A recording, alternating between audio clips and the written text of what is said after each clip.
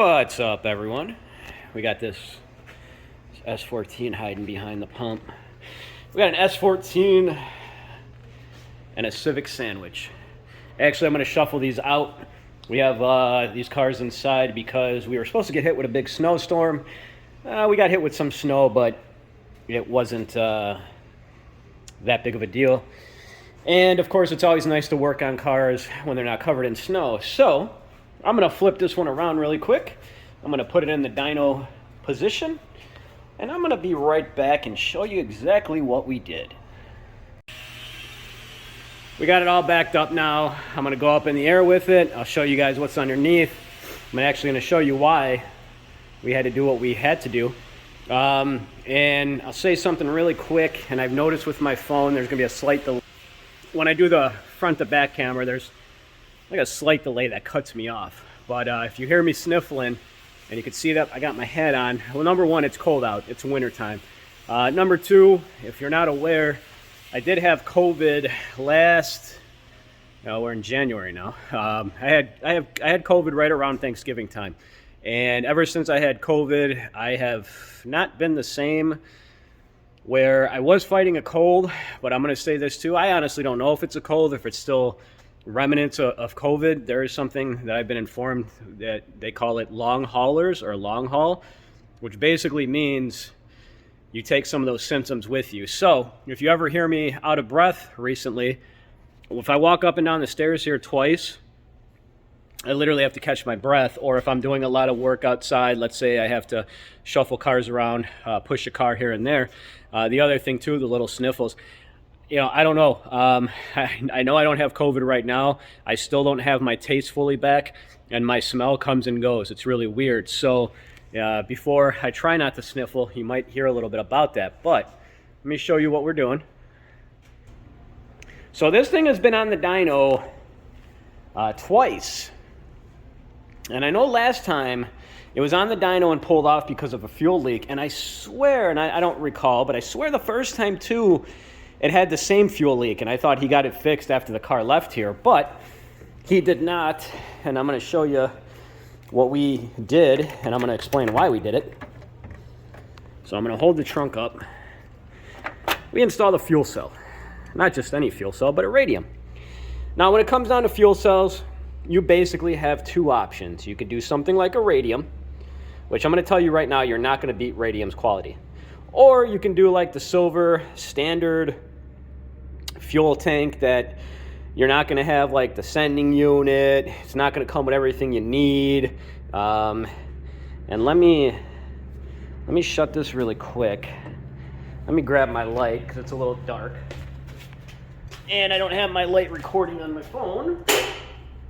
And I can't turn it on in between. So, see if I can do this all at once. Hold the trunk up. And shine some light on the situation. There you go. So, we got everything installed. It's ready to go back on the dyno now. We did have to upgrade you need another fuel pump to run these. It's almost... everything is internal. It's really hard to explain. I should have got another video beforehand, but I did not. But at least I'm getting this video. And, the one thing that I wanted to address with people is, as I was saying, you can't beat the radium quality. Now, if you go with the standard stainless tanks that you see that are more so universal, well, expect to still have to buy some stuff to get it working in your car, and expect stuff not to want to work correctly. So the one thing I am proud of, and if I remember here, I'm going to really try to make a mental note, we actually have it mounted our own way, which you can see the bars down there, and then they actually come up on the side, and they bolt. Let me show you guys, and I'm a one-man operation. So you can see how it actually surrounds the tank. They come up, they bolt right here, and we shaved down the bracket so you can't see it either. Our main goal, and I'll include the picture that they have their own mounting cage. But two reasons in this case. Number one, it was out of stock. Number two, I'm just not a fan how it looks. The radium cell looks amazing. Don't get me wrong. But then this other cage, it's more so like, yeah, you can paint it and you can make it black and it comes in raw finish. But I don't know. I just told my tech here, I said, I want to do something, you know, I don't want to say better, but I want it to look better. I want you to pop this open and literally just be like a present. And it's just sitting there, not surrounded by any metal. It's just there. And you almost look at it and you're like, how is it mounted in? It's not going anywhere, you know, and it's not going anywhere.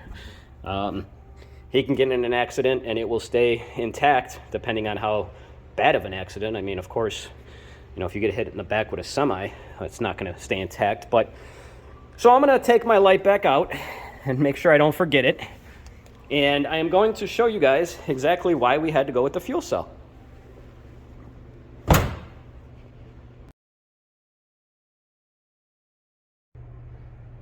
So I actually remembered to turn my light back on my phone, so I don't have to hold up anything. So you can see right here the vent. This is actually for the vent for the radium fuel cell. Comes out right here. It's still above the highest point, and you can see up there we actually have not more so.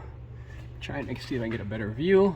I don't want to. We take a piece of vacuum hose, and if you slice it down the middle, well, it acts like a grommet. So you can see the lines going over there, and then they go up above. Now, you're going to see the main reason why. You might say, like, well, and I can't use the wide angle when I have my light on, so I'm going to have to bear with me here. But, you know, why didn't we just drop the fuel tank? Well, this car is rusty underneath. Now, the structural part of it, rear subframe, that's pretty solid still.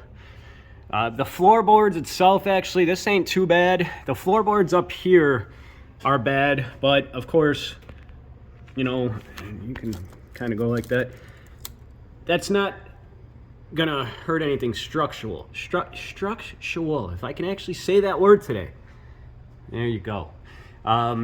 He's got other stuff too. Now, when we were underneath here, and you could see that frame is pushed up, our fuel lines would like to be ran along this, so they're not underneath the car. And you can see how we have them ran. They have to be over here. We have really no choice. This car is not super low. We actually did the hydraulic e-brake at one point, but that's why we couldn't drop the actual tank. Now, if the subframe was rotted away to a point where it was falling apart and it was a safety issue, you know, we wouldn't put it on the dyno. But it's more so, you know, if we were to drop this, well, what's not going to want to go back up, and what problem are we going to have? Sorry, I'm trying to show my phone. So I don't know his long-term goals for this car. We had to put a hydraulic e-brake in there, which I'm going to show you guys. So I'm assuming he drifts this car. Now, we didn't touch anything else, so he's got his oil leaks and whatnot, and you know, I am hoping that he slowly but surely puts more money into it to fix the problems that we know are present. He has been doing stuff to this car. We did a full intercooler setup, and I will come back down and I will show you guys that too, with the piping and whatnot. So let me get out from under here. Let me lower the car down, and let me show you some other stuff. And ultimately, I'm going to get to tuning this thing, and it's going to be on Haltech.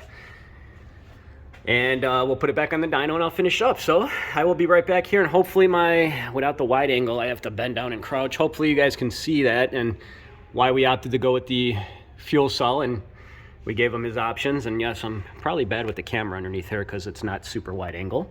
But you can see how we had the lines routed. That's what I was trying to show you guys. They're tucked out of the way.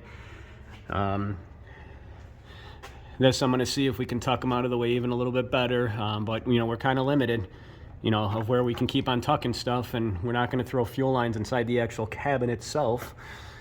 You know, and there's other stuff too that I'm not too sure on, you know, what's going on. This is obviously an O2, I would assume this is for O2 sensor wiring. We didn't have to touch any of that stuff, so I'm not sure on it. You can see at one point someone used butt connectors. Once again, I'm not sure what gauge is this for. I have my own wideband, so he doesn't need one, which I'm going to also install right now. I'm going to take his out, install the dyno, and I will be back. So I am back because I wanted to point out one thing here. As I was doing a final inspection, you can see the exhaust manifold does have some oil coming off of it. Now, if this is coming from the cylinder head, of course, we got two problems. Number one, it's going to throw off the reading of the O2 sensor. Number two, this car hasn't been run long term, so I'm hoping that if we get some more heat in it, and let's say if a valve seal is leaking, it's going to swell up and kind of calm itself down a little bit, and kind of go from there and see what we got. So, of course, I will alert the customer of this too. I have not seen that prior. I don't know if it's new or not. I don't know. Last time, it's been a little bit since he's been in here, so I don't know if he's been romping on the car. I'm not too sure, but something definitely keep in mind. I'm gonna wrap this up really quick. I'll be right back. So I'm back up here. I don't want to go fully over the setup because it's his personal setup. I don't like to go in detail, and ultimately, he's allowing us to work on his car. So, you know, you guys can judge by the video what we're working with in a sense and what motor's in here. Now, I got his O2 sensor. Actually, I remember when I was down there, he has one up here that is not going to be used at all or anything because it's not a wideband. And the rule of thumb is when I have my wideband plugged in, you can see it down there.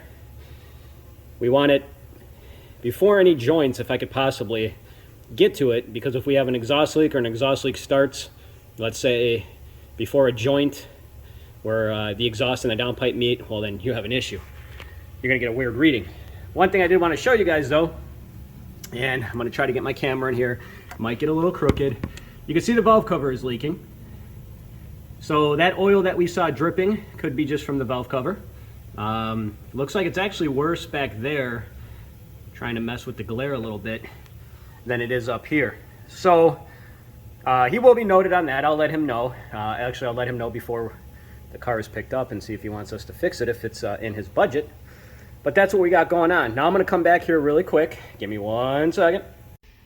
So I wanted to sit down really quick, and I'm going to make this really brief. Now, after seeing the setup, you might say to yourself, I wouldn't even touch that car. Now, let me go into this really quick. The structural support is there. I have tuned cars where literally I have holes in the floor. I've seen some crazy stuff. Some cars, it's a judgment call. That's really what it is. This car, when it was on the dyno the second time, and as I'm refreshing my memory, I was having a little bit of an issue at the end of the tune, and I realized that we were low on gas, put gas in the tank, and that's when we had the leak in the actual fuel cell. The leak in the stock gas tank. Now, if I still have that video, I don't know if I do, but I'll try to find it and I can edit it in here. When you've been doing this for so long, you have to make some judgment calls.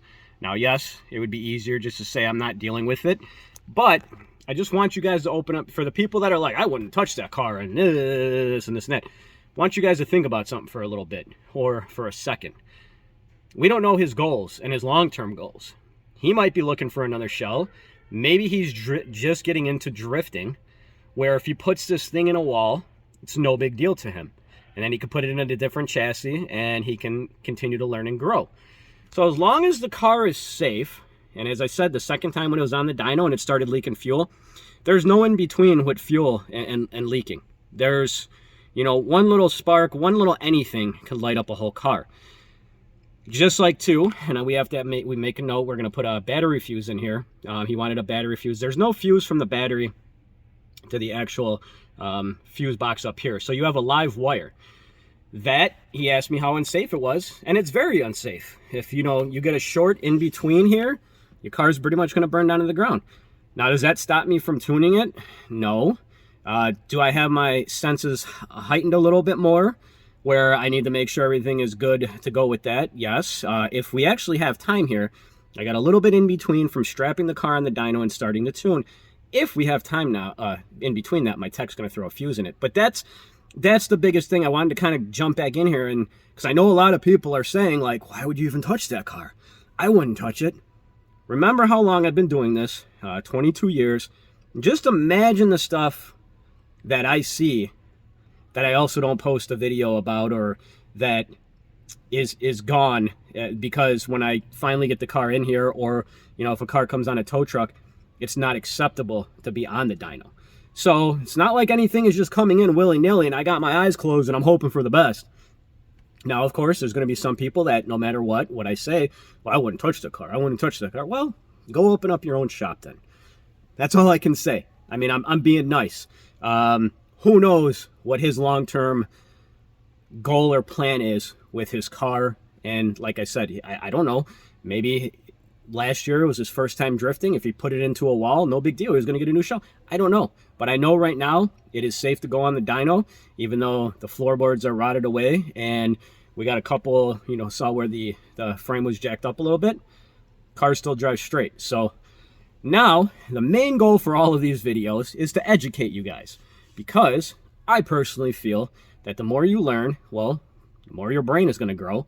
And yes, you can enjoy watching me, but you know, it's one of those things where you try to take something away from something and learn something. So I'm going to hook up my laptop. This one is on Haltech Platinum. I'm going to get into the tune. I'm going to go over everything else first, and then I'm going to come back with a couple helpful hints or tips that maybe you never thought about, and going to finish this car up and on to the next one. So hopefully you guys are enjoying these little videos. I will say this, if you're watching this, some people stop watching it. They watch the first 4 or 5 minutes and then they go do what they need to do. If you are still watching this, I want to say one thing. For the guys that have been messaging me, either personally or dropping a comment down below, it means a lot to me. I love feedback. I love people to, you know, last week we had a couple guys that messaged me and said, man, no, I'm learning a lot. I never would have thought about that. Or, you know, I don't have the means to actually start a shop, but I want to be a tuner. So I love feedback, guys. Keep it up. It motivates me. And that's about it. I'm going to get back to it, and I will be back. So I'm finalizing the tune. Everything's pretty golden, and all of a sudden we have, I can't say it's a vacuum leak because I can't find it, but we have a super high idle now that I'm trying to figure out why. The IACV actually is not even plugged up. It seems like the plugs that are for the IACV are not the correct plugs. So I'm not too sure. We've been spraying some stuff. We've been spraying brake cleaner, trying to find the vacuum leak itself. We noticed it looks like the throttle body gasket is kind of homemade-ish. And part of it out of the bottom was sticking. So this is part of the gasket. I'm going to try not to burn myself on the radiator.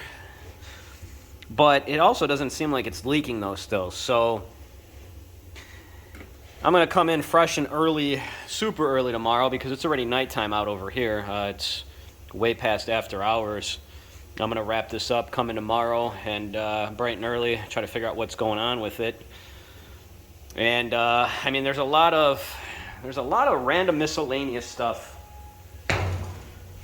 the more you look at it. Like we found this. Cover doesn't like to stand. We found this, which is just blocked off.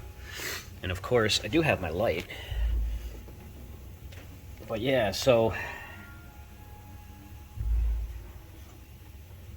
that goes over to the intake and it's just blocked. You can see the IAC is down there. We actually disconnected the line for the time being. We wanted to make sure, even if the IAC wasn't plugged in, we wanted to make sure, I was going to say, someone was coming back for their phone. Thank you. I'll see you tomorrow. You know, as I said, we're wrapping it up here. We wanted to make sure the IAC wasn't pulled, even though it's not plugged in, we wanted to make sure it wasn't, you know, stuck open after a pull for boost. So we unhooked it.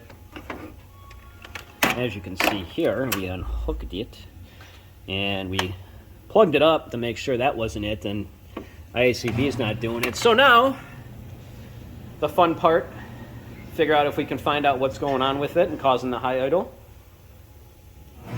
And I have a tune already scheduled, so I'm limited on time now, but we're going to go back into a diagnostic type mode, try to figure it out. I'm going to put all this stuff down here, so but that's what we're working with, and that's what happens sometimes. Some stuff is a little bit unpredictable, and at times, turn these lights off so I'm not blinding you guys. At times it's you know, everything could be going good, and then all of a sudden we got a high idle, so I got to figure that out with a little bit of limitations on time. I'll be back. So we are here, and we have the boost leak tester hooked up now, because not only will a boost leak tester be able to find a boost leak, but it will be able to find a vacuum leak. I found this hat in my drawer, so I'm pretty happy about that. I will link you guys down below. I think they're 20 bucks. They're very warm and comfortable. But what we're doing right now is we're trying to find this leak that we believe is causing the idle to be higher than it should be. So boost leak tester hooked up. We got our leak down tester actually hooked up too, so we can adjust where it needs to be. And we are spraying water to see if we can find what is going on. So we found a pretty severe leak from the TPS now. This wasn't like this before, and that would explain, well, that would possibly explain why we got that high idle now. So regardless, that's not good, and we're going to see what we can do to take care of that. So that's it with this one. There's nothing I could do at this point that's going to help as far as fixing the idle issue. We got to fix what we know. That's where we start off. That's what I always tell people. You know, the TPS we know is leaking. You see it in the video. Now, also what you have to remember is the TPS going to be the last thing that is leaking? Well, once you fix the leak, in another area might start leaking more or might pop up. I mean, that's just how it works. You know, take a garden hose and punch a bunch of holes in it. One hole is bigger than the other. When you plug up or clog up the other hole, the bigger hole, then the other holes are gonna start squirting more water. I mean, so it's just one of those things.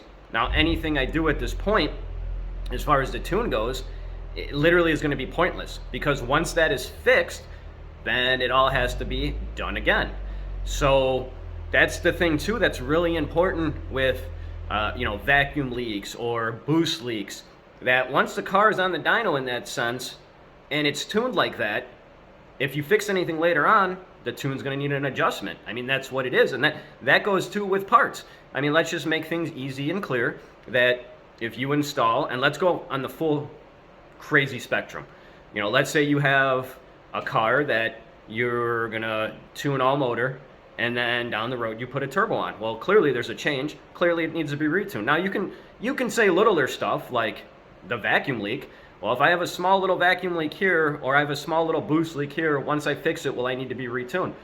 The answer is yes. I mean, if you want everything 100% and you want it how it should be, then it has to go back on the dyno. Now, there are a couple occasions where if, you know, you install something minute, or, you know, that's not going to make a change, and it also depends on the chassis, depends on the computer, where it doesn't have to be retuned. But, you know, as for the case where it's like, well, can't you just finish the tune off like this?